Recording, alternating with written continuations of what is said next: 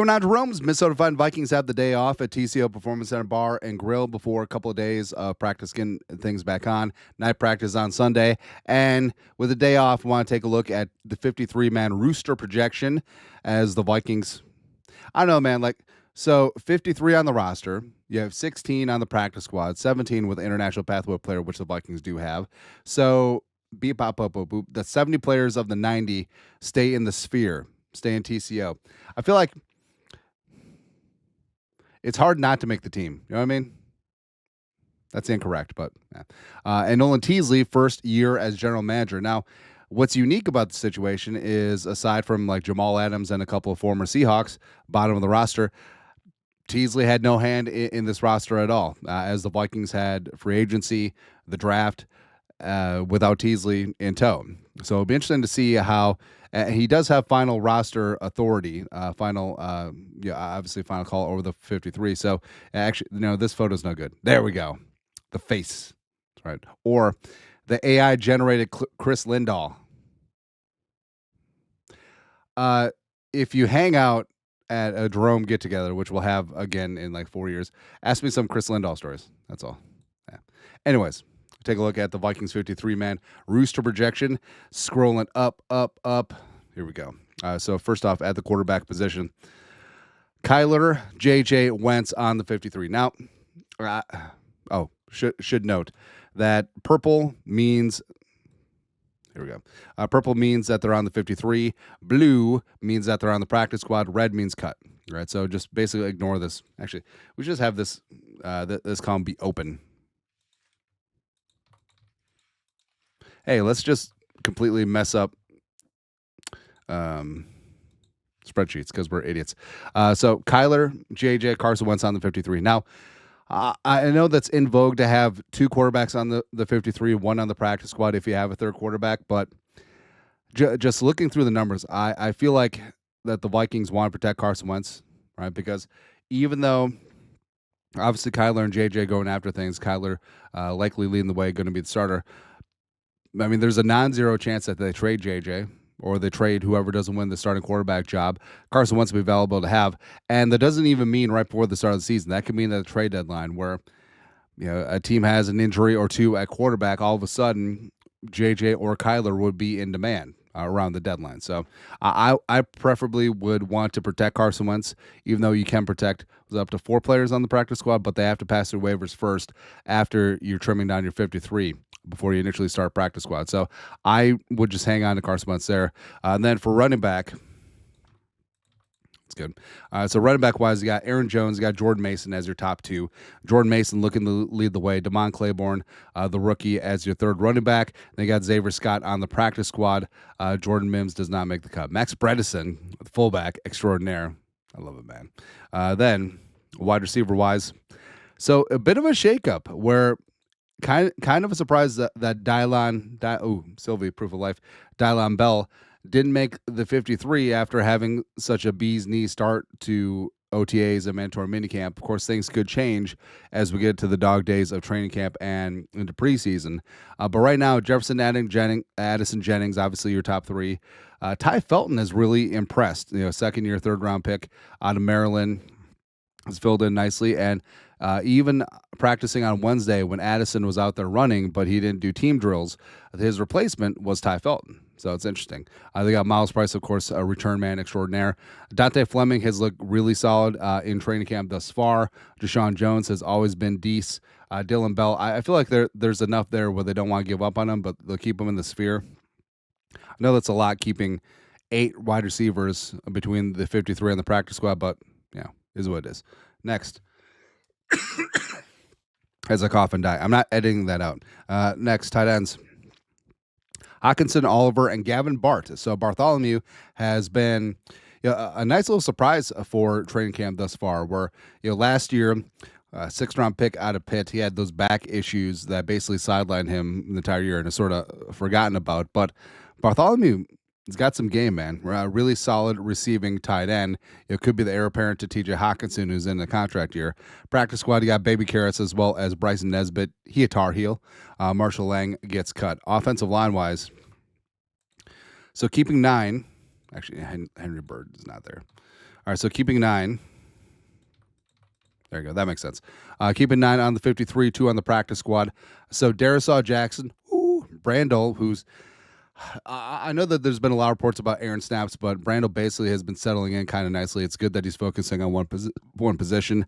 I don't see the Vikings going out after center help at this point in time unless something immense presents itself at cutdowns. I think the Vikings stand pat. They got Will Fries. Will Fries got lit up by Caleb Banks on a couple of reps, man. And they got Brian the Real Deal O'Neill getting paid. Vanda Mack, RFA from the Bills, as well as Caleb Tiernan. So it's interesting how this went down because generally teams have one swing backup tackle that they trust. But Vandemark, they made an RFA play for him from Buffalo before the draft, and the Vikings were able to get Tiernan. Now, I like Tiernan a lot. He probably would have been a early day 2 selection if his arms were just a little bit longer, but it is what it is. Jumping Joe Huber is having another solid camp. He was a stud last year. Can't wait to see him get in the games. He's got guard and center flexibility. And Juergens, it puts the lotion on its skin, is the backup to Blake Brandel. So those are the 9 on the 53. Walter Rouse. I feel like Walter Rouse is always like decent, but never gets the time of day. But he makes practice well, as well as Henry Bird, who they like as a backup. Cut. Another Gavin Gahat was a 7th round pick, but Gerhardt wasn't even on a lot of people's draft radar. Pretty clearly the Vikings spent a draft pick on him because they didn't think that they were gonna.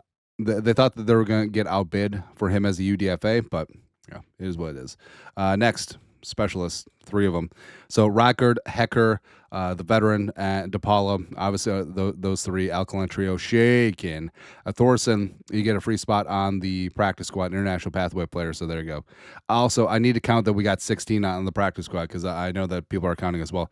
So 8 on offense. Thorson does not count towards the 16. 2, 3, 4, 5, 6, 7, 8. Ha! 16, nailed it. Then defense. Oh, yes.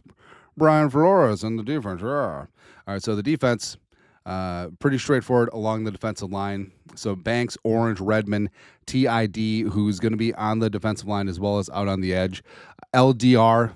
I love LDR, man. And Orange has been banged up a little bit. Plus, the amalgamation of Dominic Orange as a run stopper early on and then LDR on passing downs, that's a nice little combination for a nose tackle, man. I love it. Elijah Williams, the Prime Mercer, also add some good weight. Looking good. 2 on the practice squad. Taki, a backup nose. Should put him there. Eric Johnson, the 2nd, former Colt, we have making the practice squad as well. Loudermilk, Vilbert, and Ritzy don't make it. On the edge. Living on the edge. AVG, Diamond Dallas Turner. Maybe you could say that we add one at some point, sure. But Jay Galday, who's been on the edge, been off ball, kind of been everywhere. This training camp is good. Chad Chambly, the pride of Joja UDFA, who made the squad last year. And then Bo Richter, the pride of Air Force, makes it. And then Tyler Batty, laying down on the job, is on the practice squad. Off-ball linebacker. Of course, you got Cashman Wilson. Jamal Adams makes it. Adams could play on the edge as well. Plus, we have Pace on the 53, but I feel like Pace gets leveraged into a pay cut because I believe his RFA tender is $3.52 million. You're not paying that for a backup. So a pay cut or cut situation, I feel like they reduce Pace down to about $1.5 million, slightly above league minimum, maybe a little bit more and change, but he can earn some back through incentives, through playing time, and I don't know, not losing games, which would be kind of nice. 2 in the practice squad, Josh Ross as well as Jacob Roberts, Michigan man, as well as the pride of CFL, making up on the practice squad. And then cornerback-wise, I like it. So Murph, Rogers, Pierre is your top 3, as well as Chucky D. Chuck Demings is going to be a stud, man. Zamaya, last year's UDFA from Utah, makes the squad. Tavier Thomas, special team specialist, hopefully reduces the holding penalties this time around. Nudie on the practice squad. The marvelous Marcus Allen, the pride of UNC, who's making a little bit of noise at camp. He makes the practice squad as well. Honestly, you could convince me of any of the UDFA corners. Armstead, Chappell, Allen in that mix as well.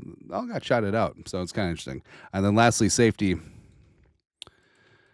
So we did it. We did it.